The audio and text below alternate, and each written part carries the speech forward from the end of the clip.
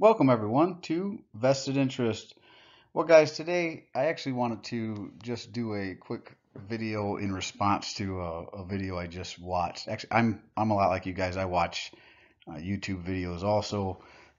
Part of the reason I got involved in making YouTube videos is because I saw a lot of so-called financial gurus or financial education channels wanting people to make subscriptions or subscribe to their channel to get information or to see what the individual was investing in, to see what their actual money and finances were going towards, what stocks they were buying, that sort of thing. So I just don't believe in that. I don't think information should be sold. For example, I mean, especially if you're a bigger YouTube channel, you can make enough money on advertisements. There's other ways to make money putting up links. If you're a affiliate, for example, you can use affiliate links for Amazon or affiliate links for sites like Webull, M1 Finance. You'll see a lot of guys use M1 Finance, Webull. As a matter of fact, I'll have some links below if you want to utilize those. I do have a Webull account that I do some more, you know, uh, for lack of a better term, gambling or speculative plays. So I use that account outside my dividend growth account. But I'll never have a Patreon or charge you guys for a course or anything like that. I just don't see the need for it. But if you're going to claim to be a financial education channel and be a guru who gives people advice about long-term investing, if that's what you are, then you should be a long-term investor, right? You shouldn't come out with a video on a Tuesday or Wednesday saying you're going to drop $300,000 into the market and then come out on a Saturday night saying you just sold, 99 point whatever percent of your stocks. That's not a long-term investor. That is a swing trader at best, day trader. So be a trader. If you want to be a trader, be a trader. Be honest about it. Tell people what you're doing and why you're doing it. Don't lull them into believing you're a long-term investor to buy some course from you. Now, with that, I know there is some volatility going on in the market, some fear, uncertainty in the market for sure. People worried about raising rates, people worried about recession, all those things, and those things are always in the market. Those particular items have been in the market for months, if not years. Uh, Always around. You can always go into a recession. You can always have bad, turbulent times. So you really need to ask yourself, what am I? Am I a long-term investor? You should not be investing any money that you can't afford to lose into the market. It should be a long-term strategy if you're going to be in the market, or seek other strategies, short-term strategies, day trading and stuff, but understand what your trading strategy is and stick to it. That's really the best advice I could give. And with this video, I'd like to actually look at a couple others you'll see on this particular slide. Every decade or so, dark clouds will fill the economic skies and they will briefly rain gold. That's a Warren Buffett quote. And I'm going to cover some other Warren Buffett, Graham quotes and some other investors. So let's get to the video and I'll kind of walk through my response and what I think people should be, what mindset you need to have to be a long-term investor anyway. So volatility, like I said, every market has volatility. Doesn't matter what part of the market you're in, there's going to be volatility, what year it is, month, week. If you look at any stock chart, over time they go up and they go down for different reasons. Might be short-term news that takes them down. Might be company going through trouble. CEO just got fired. Maybe they got caught cooking the books. Hopefully it's not an Enron situation where the whole company's been cooking the books for years and they're really about to go bankrupt. But if you're doing your due diligence, you should be able to sniff that out, hopefully. But here's uncertainty actually is a friend of the buyer of long-term values. That's a Warren Buffett quote. Well, what is he saying here? He's telling you that there's always going to be some uncertainty. Uncertainty can be a good thing, right? It will drop that market price or that share price of the stocks that you want to buy, and that's actually a good buying opportunity if you've done your due diligence and research into the company and know it's a good company, producing good returns, growing, good return on capital invested. Here's another one. You will be much more in control if you realize how much you are not in control. A Benjamin Graham quote. Okay, guys, we do not control the markets. We don't control the news cycles. You can't control when Elon Musk, for example, is going to get, if you're an investor in Tesla, when Elon Musk is going to get on line and throw a tweet out, right? I mean, these are things outside our control. So all we can really control is where we put our capital. That is about all you have control over. So you, again, want to be making sure you're investing in companies that you've actually done research on. You know if they're profitable. You know what products they are selling. Is the market expanding for those products? Are they seeking other opportunities? Are they buying other companies? What are they doing, right? Really understand, because that's the type of control you can take. Be informed and then understand where your money is going and then control where that money goes. Next one, the key to making money in stocks is to not get scared out of them. That's number one. You can't make any money in the stock market if you're not in the market. Selling all of your portfolio and getting out of the market, thinking you are going to time the market, to me, that's a fool's errand. Good luck to you if that's your thought process. No skin off my back. It's not going to impact me one way or the other. I don't recommend it. Next up, losses. We're all going to have losses. This is an inevitability. No one is in the market and never has a loss. Anyone that tells you that is lying to you or is not in the market, one of the two. Here's Peter Lynch. People who succeed in the stock market also accept periodic losses, setbacks, and unexpected occurrences. Calamitous drops do not scare them out of the game. Again, can't make any money if you pull all of your chips off the table. There are going to be losses, and if you can't accept the losses, don't play the game. Right? There might be setbacks, and there might be setbacks for years. I know value investors that have been investing in this market for years. Warren Buffett, for example, has a very large billions of dollars in his portfolio. He has not sold his whole portfolio. He's had losses. He's talked about Kraft Heinz loss, for example. Come right out and told you, yep, I probably paid too much for Kraft Heinz whenever I bought it, but he didn't turn around and sell Kraft Heinz. All right, the typical big winner in the Lynch portfolio, I continue to pick my shares of losers too, generally takes 3 to 10 years or more to play out. Here's Peter Lynch telling you, one of the best investors of all times, I continue to pick my share of losers too, right? He's being honest about it. Not everything I pick is going to be a winner. Some of them are going to be losers. Some I'm going to lose money on. I once heard 50 to 60%, if you 60% to 70%, you're doing real good. 50 to 60%, is probably about average for a real good investor, right? So 50 to 60% of your picks need to be, and they don't need to be home runs, doubles, maybe a triple. It'd be nice to hit a home run, something that, 5 times your money, 6 times your money. Those are few and far between. And the last quote here on losses: in the short run, the market is a voting machine, but in the long run, it is a weighing machine. And that's what you've had and that's a Benjamin Graham quote. And that's what you've had for a long time in the market. It's been a voting machine. You've seen people running up with unrealistic gains the last several years because the Fed has been pumping money into the system. Pumping money, which it artificially pumps up some of these high multiple stocks that aren't based on real valuations. Next up, what to look for. What do I look for? Here's what Peter Lynch says. Look for small companies that are already profitable and have proven that their concept can be replicated. Be suspicious of companies with growth rates of 50 to 100% a year. So what have you seen in some of these companies? Peloton, for example, that just had a massive drop this week.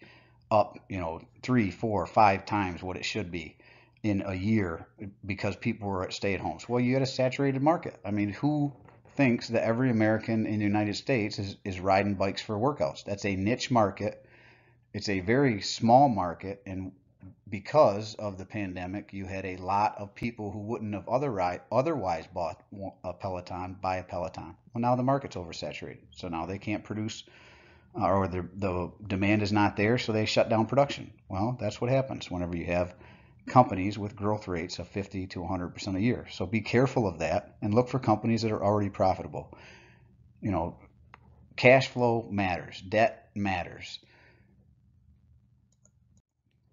The actual fundamentals of a company actually do matter. It can't all be based on future earnings. What are they going to make 5 years, 10 years from now? You have no way of knowing that. You can look at what they're making now, project out into the future, and then deduct from that to get to today's present value or estimated present value.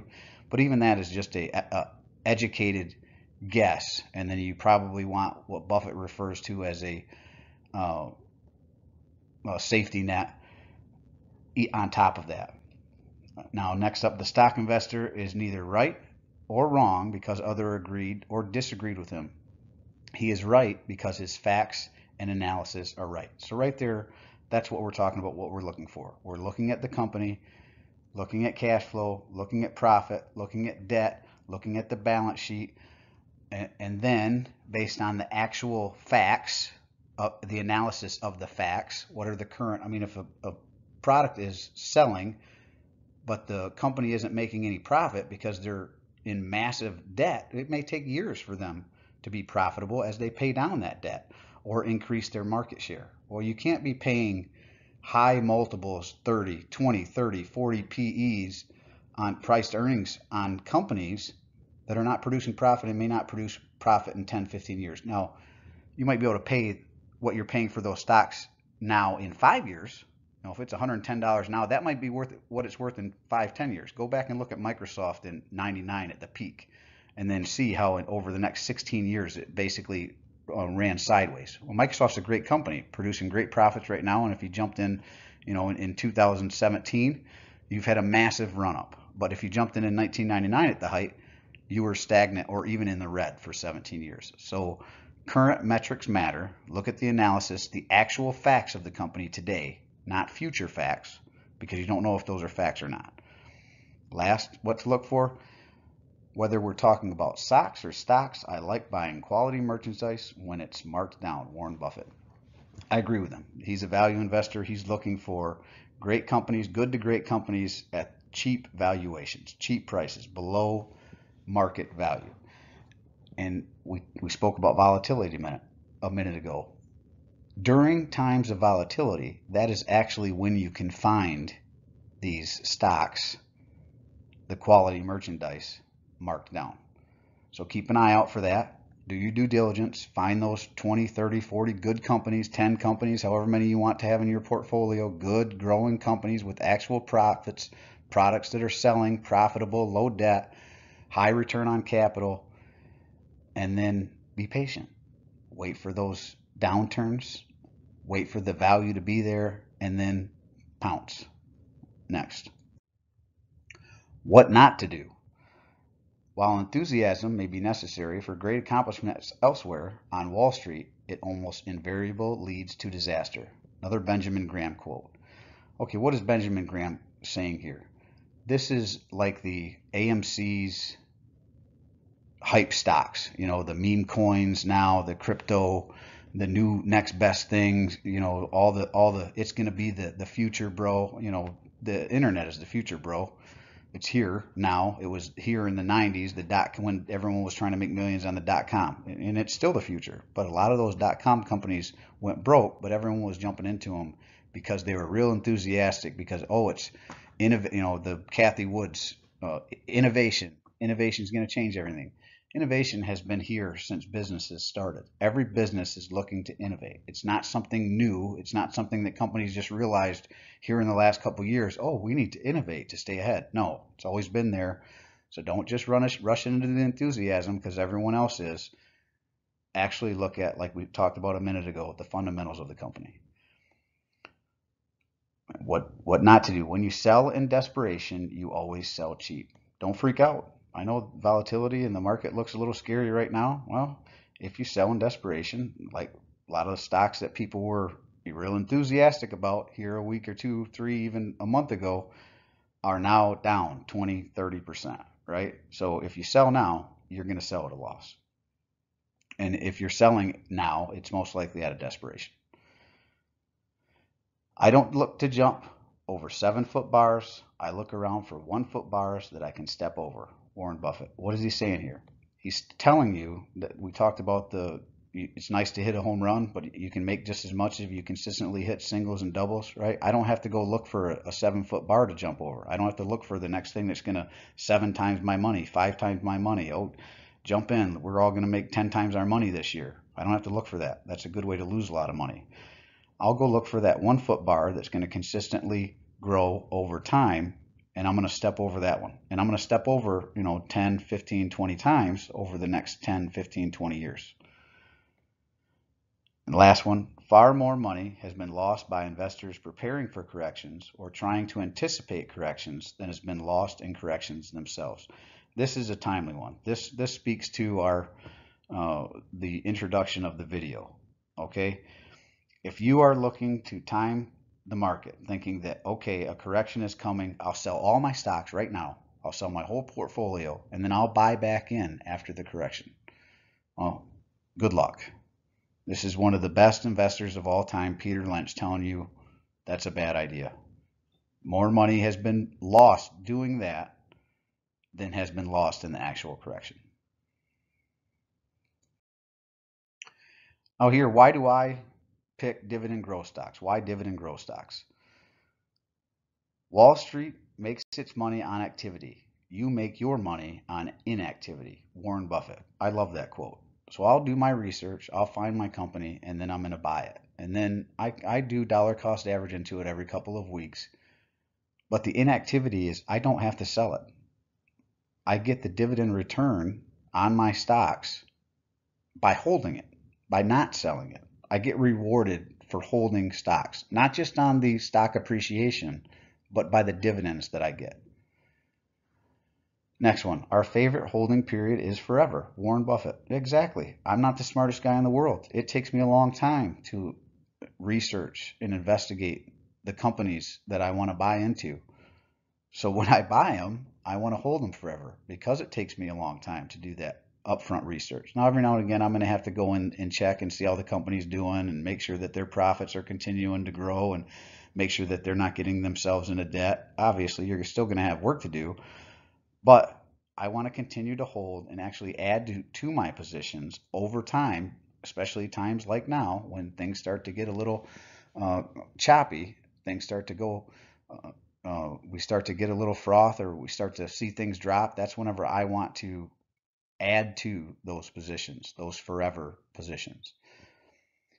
Every decade or so, dark clouds will fill the economic skies and they will briefly rain gold. This was on the initial page, the thumbnail. This is a Warren Buffett quote also. This is one of those times, guys. This is one of the times where you're going to see stocks drop by 20, 30, 40, maybe 50%.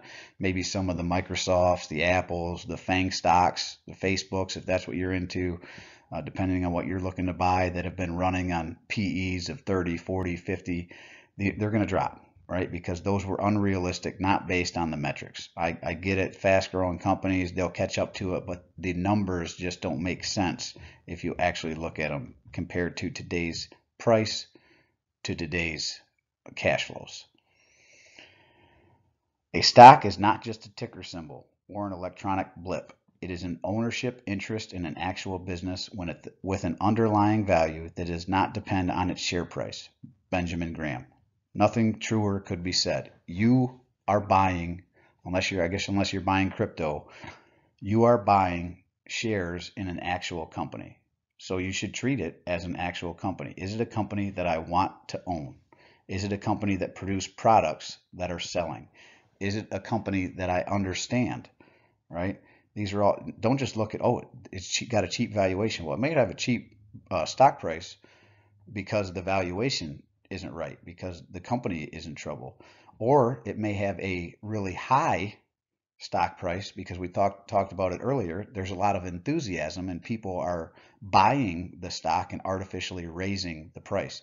And don't just pay attention to market cap. I know some people say, well, look at the market cap. The market cap is just the amount people are willing to pay for the amount of shares outstanding and the current price of that share is. If you look at stocks over the course of a year, you might see them go from $100 to $180 or $220. Well, the company didn't get, 100 times as good from the $100 value than it did to the $200 value, right? That may be just a swing, a natural swing throughout the year. And you'll see that if you look at the 52-week low of any stock and the 52-week high of any stock. In the course of a year, it is very rare that a company gets that much better or that much worse to actually justify the swing from the 52-week low to the 52-week high. Probably priced at the 52-week high and maybe underpriced at the 52-week low. So guys, this is my response to the recent video that I kind of watched from Meet Kevin. Don't be like Meet Kevin. Don't, freak out and sell your whole portfolio. Some of the new sayings people throw around, diamond hands. I mean, I guess what you'd call a diamond hand investor. Buffett, probably the ultimate. Graham, Peter, ultimate diamond hand investors because they buy and hold for decades. Right? They don't swing trade. They're not looking to the get rich quick. This particular strategy is not a get rich quick strategy. It's a buy and hold for the long term, collect the dividends, and continually add to your portfolio over time. That's what this channel's for. I hope you enjoyed the video. I hope you got some value out of it. You can definitely look up those Graham, Buffett, great investors. Charlie Munger, there's a lot of them out there. Ray Dalio is another one that I like. So I would look at what they do, kind of understand what their investment style is. It's definitely not swing trading or selling out of their whole portfolio. It's not what they do. You can look at what they call their 13 Fs to get more information on what they're trading on a quarterly basis. And guys, if you got any value from the video or liked the video, didn't like the video, hit the thumbs up or hit the thumbs down. Appreciate you watching. Like the video, share the video, comment on the video, tell me what you think. And if you would, consider subscribing to the channel, ringing that notification bell so you are notified whenever future videos are released. And this is Shane with Vested Interest, wishing you and yours peace and prosperity. I hope you guys have a great day. Thanks for tuning in, and we will see you in the next one. And remember, financial securities come to those who take a vested interest. We'll see you next time. Take care, guys. I'm not a financial advisor. Nothing in this presentation should be considered financial advice. I am only sharing my opinion and investing journey for educational and entertainment purposes. Investing involves risk. You can lose money and should never invest any amount you are not comfortable losing. Always do your own research and invest based on your situation, circumstances, and selected criteria, or seek the advice and counsel of a certified financial advisor.